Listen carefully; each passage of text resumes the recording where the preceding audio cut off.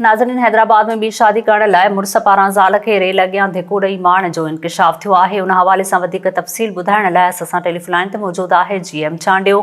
GM छा तफ़सील आहिनि? जी बिल्कुल, हैदराबाद के GR थाने की हद में रेलवे पटड़ी तां 5 ॿारनि जी माउ जो लाश मिलियो है। मक़तूला औरत की सुञाणप 38 वरनि जी हिना ज़ाल सैद आमिर तौर थी है, जेके लतीफ़ाबाद जे 4 नंबर जी रहवासी बुधाया पिया वञनि। GR पुलिस मूजिब फोती औरत जे मुड़ुस पुलिस के फ़ोन कॉल ज़रिए बुधायो त असां ज़ाल मुड़ुस ट्रेन की पटड़ी क्रॉस करे रहा हुआसीं त ओचितो रेलगाड़ी अची वई, जंहिंजे टक्कर लगन के नतीजे में हिना कटजी फोत थी वई।